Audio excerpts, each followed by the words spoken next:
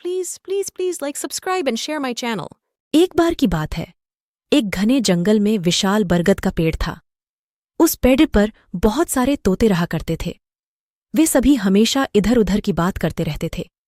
उन्हीं में एक मिट्ठू नाम का तोता भी था। वह बहुत कम बोलता था और शांत रहना पसंद करता था। सब उसकी इस आदत का मजाक उड़ाया करते थे, लेकिन वह कभी भी किसी की बात का बुरा नहीं मानता था। एक दिन दो तोते आपस में बात कर रहे थे।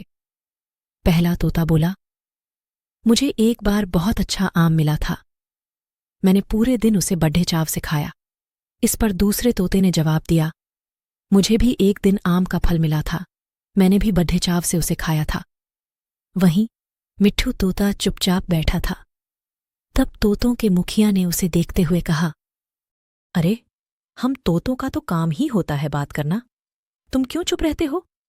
मुखिया ने आगे कहा, तुम तो मुझे असली तोते लगते ही नहीं, तुम नकली तोते हो।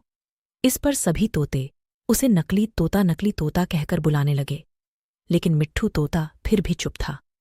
यह सब चलता रहा। फिर एक दिन रात में मुखिया की बीवी का हार चोरी हो गया। मुखिया की बीवी रोती हुई आई और उसने पूरी बात बताई।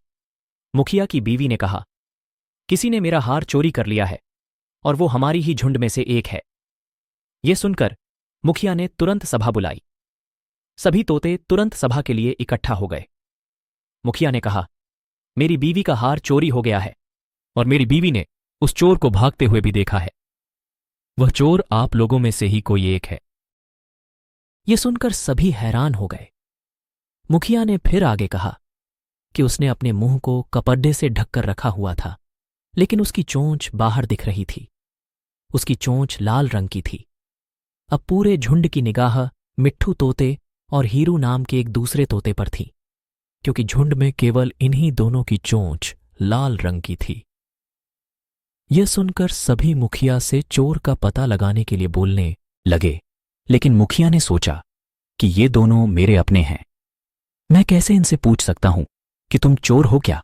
इसलिए मुखिया ने एक कौवे से इसका पता लगाने के लिए मदद ली। असली चोर का पता लगाने के लिए कौवे को बुलाया गया।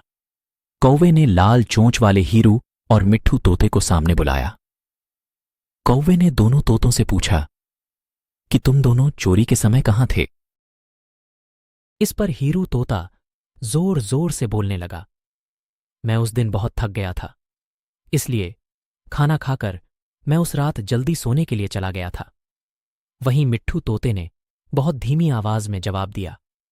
उसने कहा, मैं उस रात सो रहा था। इस बात को सुनकर कौवे ने फिर पूछा, तुम दोनों अपनी बात साबित करने के लिए क्या कर सकते हो? इस पर हीरू तोता फिर बड़ी तेज आवाज में बोला, मैं उस रात सो रहा था, मेरे बारे में सब जानते हैं। ये चोरी मिट्ठू ने ही की होगी, इसलिए वह इतना शांत होकर खद्धा है। मिट्ठू तोता चुपचाप खद्धा हुआ था। सभा में मौजूद सभी तोते चुपचाप यह सब देख रहे थे। मिट्ठू तोता फिर धीमी आवाज में बोला, मैंने यह चोरी नहीं की है। इस पर हीरू तोता फिर बड़ी तेज आवाज में बोला, मैं उस रात सो रहा था, मेरे बारे में सब जानते हैं। ये चोरी मिट्ठू ने ही की होगी, इसलिए वह इतना शांत होकर खद्धा है। मिट्ठू तोता चुपचाप खद्धा हुआ था। सभा में मौजूद सभी तोते चुपचाप यह सब देख रहे थे। मिट्ठू तोता फिर धीमी आवाज में बोला, मैंने यह चोरी नहीं की है। इस बात को सुनकर कौवा मुस्कुराकर बोला कि चोर का पता लग गया है। मुखिया के साथ साथ सब लोग हैरानी से कौवे की ओर देखने लगे। कौवे ने बताया कि चोरी हीरू तोते ने की है। इस पर मुखिया ने पूछा, आप यह कैसे कह सकते हैं? कौवे ने मुस्कुराकर कहा, हीरू तोता जोर जोर से बोलकर अपने झूठ को सच साबित करने में लगा था, जबकि मिट्ठू तोता जानता है कि वह सच बोल रहा है, इसलिए वो अपनी बात आराम से कह रहा था। कौवे ने आगे कहा, वैसे भी हीरू तोता बहुत बोलता है, उसकी बात पर भरोसा नहीं किया जा सकता है। इसके बाद हीरू ने अपना जुर्म कबूल कर लिया और सभी से माफी मांगी।